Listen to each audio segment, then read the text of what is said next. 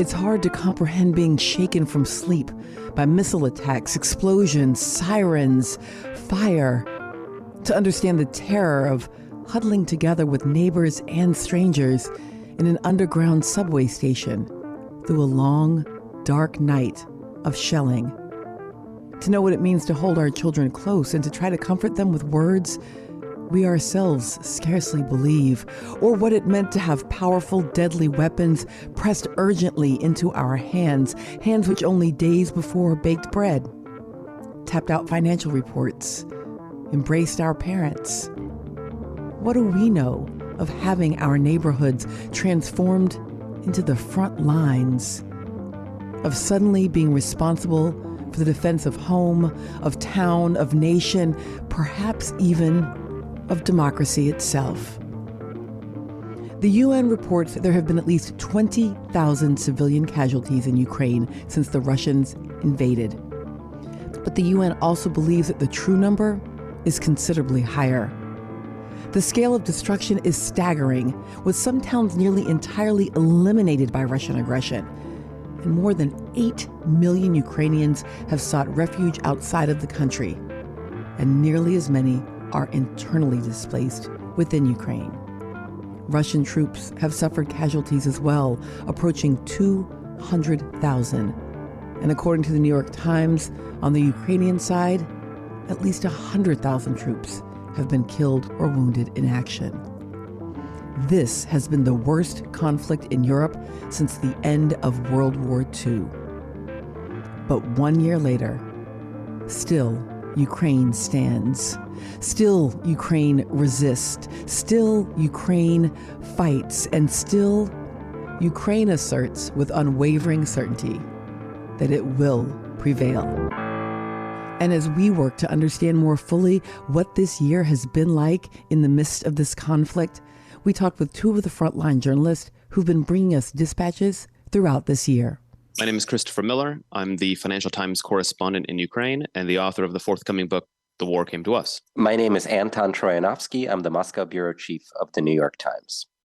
Chris, I want to just start with you. Obviously, many of us are reflecting on the past year. Can you walk us through sort of some of the phases of the past 12 months in terms of the war? Yeah, I think a year ago from right now, there was a lot of uncertainty about what exactly would happen. And I think you and your listeners will recall that the United States and I think British intelligence and many people in the West were saying very loudly and clearly that Russia is going to invade Ukraine. And President Volodymyr Zelensky here in Kiev and a lot of Ukrainians really didn't believe that it would happen. A lot of people here in Ukraine were saying, we think that Russia is likely to turn up the dial in the war in the east of Ukraine, but they didn't see the same intelligence or didn't read it the same way that the West was reading it. And so come February 24th, the day of Russia's invasion, President Zelensky and a lot of Ukrainians were caught off guard. And in fact, the president and all of his team were sleeping when the first Russian missiles hit the country and rocked the capital and startled everyone awake. And that launched what was the first phase of the war, this Russian blitzkrieg and attempt to capture the capital, which was an absolutely terrifying moment. I remember it very clearly. I actually happened to be in eastern Ukraine at the moment that the first missile struck the country because I too was expecting the focus to be there, but something big to happen. And I rushed back to Kiev and found this city very much on a war footing. There were checkpoints erected. There were volunteers running in the streets with guns. The ammunition depots had thrown open their doors and were handing rifles out to anybody that was willing to go and fight the invaders. And the military was mobilized and heading to meet Russian troops that were advancing from several different points, from Belarus in the north, from Russia in the north and the east, and also up from Crimea in the south. And it was just this really scary, this moment of great uncertainty where a lot of people felt as though there was a chance that Kiev could fall in the first hours or days, as President Vladimir Putin had predicted and hoped. But that moment passed, I think, a couple weeks later when it became clear that the Ukrainian resistance was going to be really, really strong and that the Ukrainians had mobilized so quickly and efficiently And the Russians had planned so poorly that this was no longer going to be the blitzkrieg that Russia had planned, but rather this protracted fight. And for the Ukrainians, a fight that was nothing less than one of survival and existence. So, Chris, you talk about that belief that the focus would be on East Ukraine. Can you tell us what's happening in East Ukraine right now? Yeah, so after that first phase of the war, it became clear that the Russians were not going to get what they wanted in the capitulation of Kiev and President Zelensky. And what happened was they really refocused their military efforts and this quote unquote special military operation in eastern Ukraine, in the Donbass, which is where Russian troops and Ukrainian forces had been fighting for the past 8 years. And we had seen for at least the last 6.5, this sort of simmering, grinding war of attrition. Now, from last summer on, we've seen Russian troops seize several cities and then slow to a halt. They've not had great success in the east, with the exception of a couple of early victories last summer.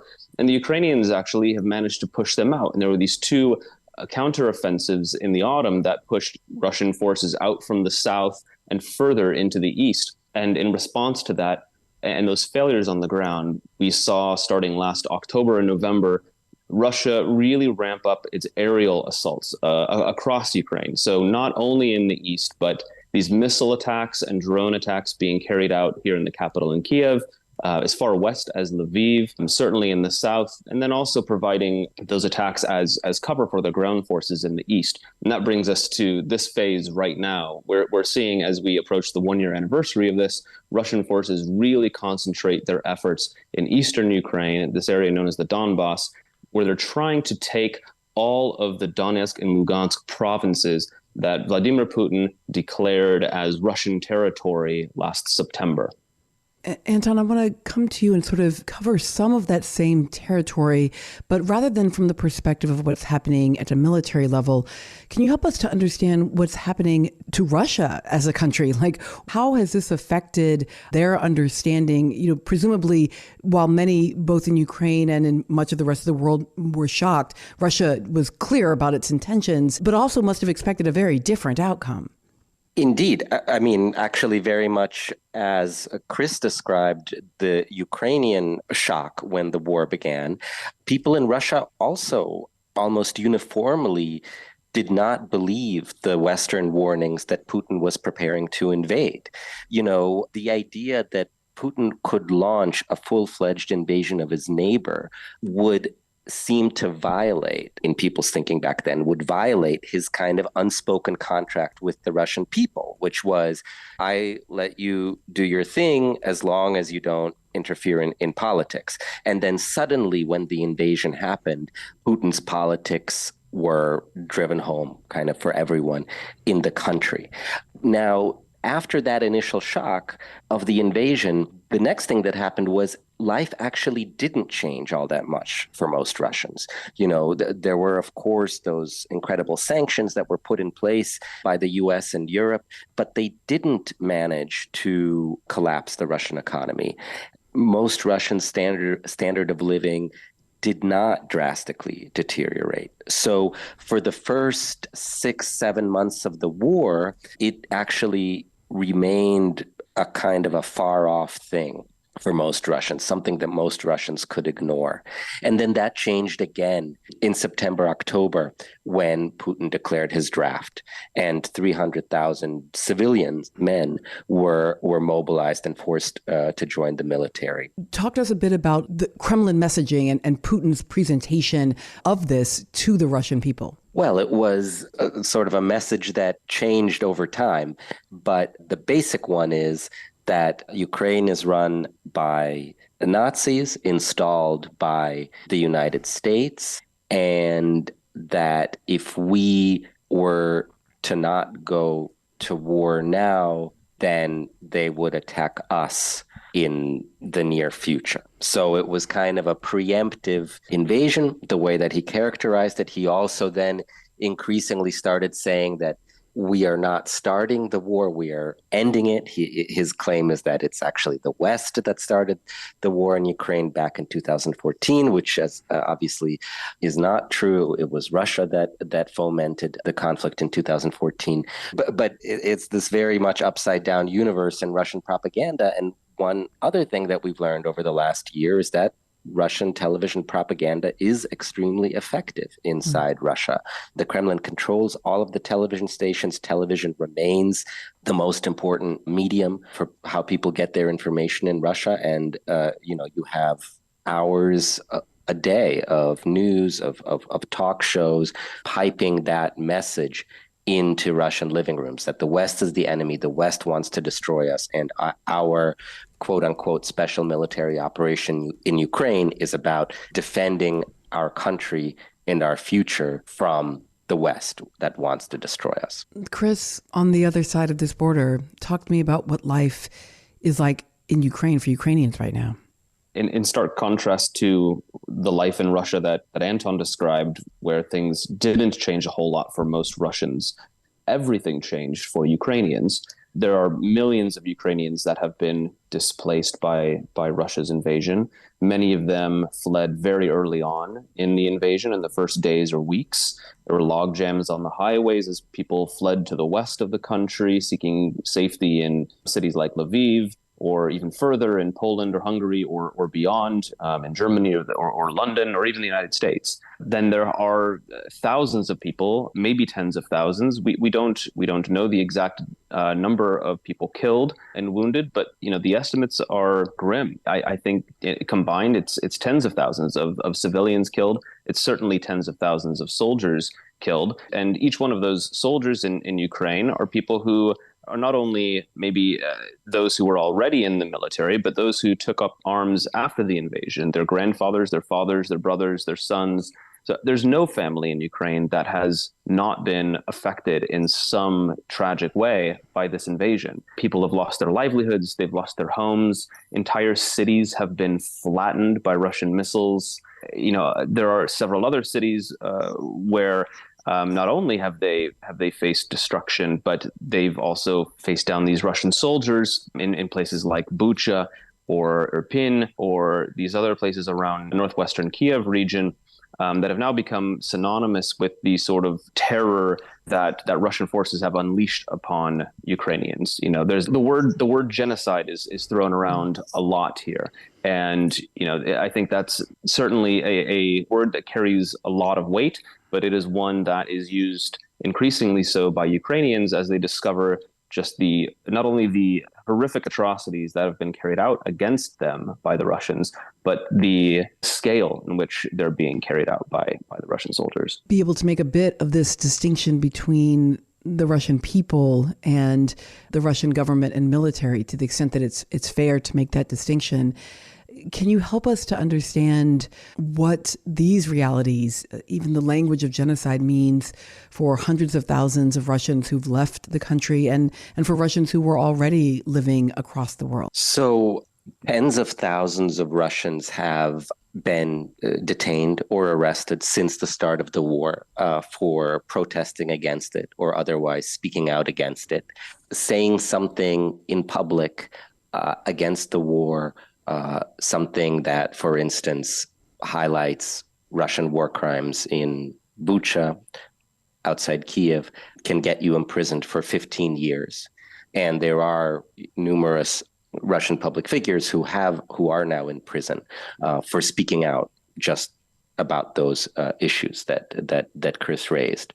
So it's one of the major changes in Russia is that over the last year is that it's become an even more repressive society. It's basically, you see how worried the government is about any kind of anti-war sentiment spreading by just how draconian these punishments are. And the fact is that from all we can tell, Putin doesn't have Putin's hold on power domestically within the ruling elite, if anything, has only been strengthened in the course of the last year. So we have a situation where domestically, where Putin is dominant, his hold on power is firm, and the state is able to silence just about any anti-war speech.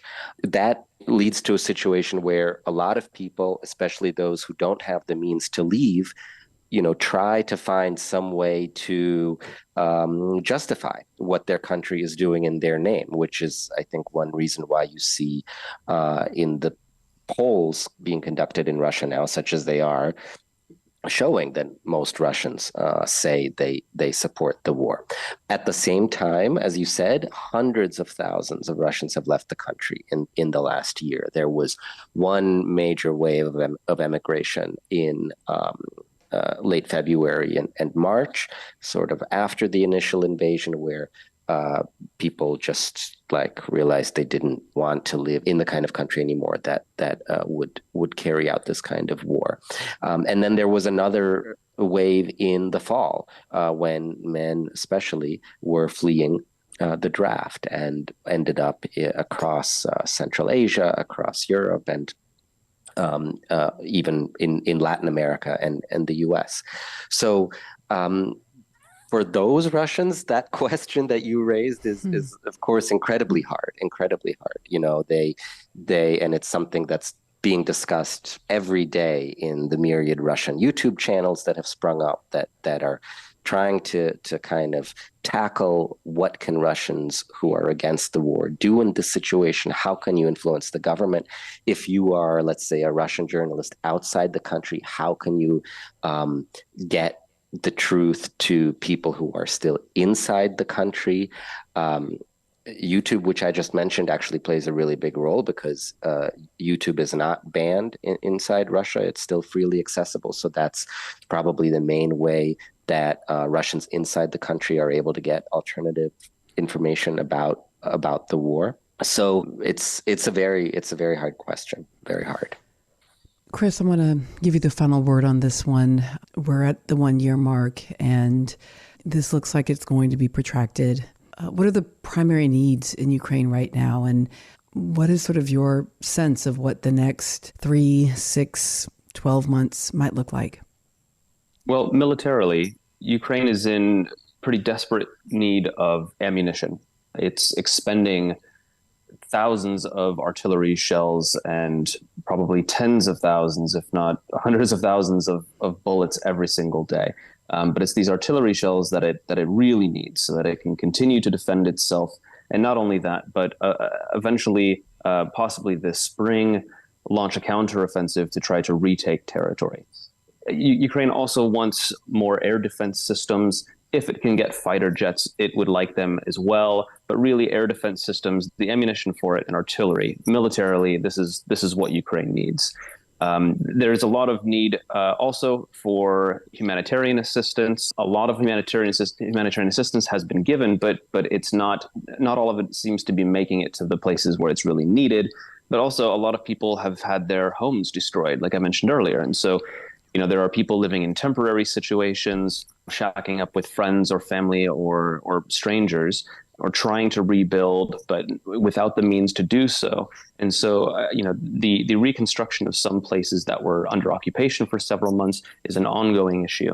The way that the war is currently, yes, there's no end in sight. Both sides, Russia and Ukraine, don't see space for negotiations at the moment. For Ukraine, negotiating anything right now is untenable. Zelensky certainly cannot sit down with Putin, even if he wanted to, and negotiate some kind of settlement that would see the areas that are currently under Russian occupation stay under Russian occupation. All of Ukrainians right now really are behind the president and his leadership. And they want Ukraine to continue to try to expel Russian occupiers from these territories in the south and the east. I think, Anton can speak probably better on the Russian side, but I don't think I'm wrong in saying that the Russians don't want to sit down right now and negotiate either. They really want to see the rest of the east, that being Donetsk and Lugansk provinces, captured. These are the areas that Putin claimed to annex last autumn. and that goes also for Zaporizhia and Kherson Oblast in the south. These are only partially occupied by Russia, and I believe that Russian forces want to continue trying to push into all four of these areas and to fully occupy them before they attempt to get President Zelensky at the negotiating table. But even at that point, knowing the Ukrainians like I do, speaking with them, speaking with President Zelensky in his office, I don't see the Ukrainians under any circumstances, whether it's being short on ammunition or having the momentum against them, stopping their fight. They see this as an existential fight, and it is a fight for their survival and the survival of Ukraine. I think they'll continue to fight as long as it takes.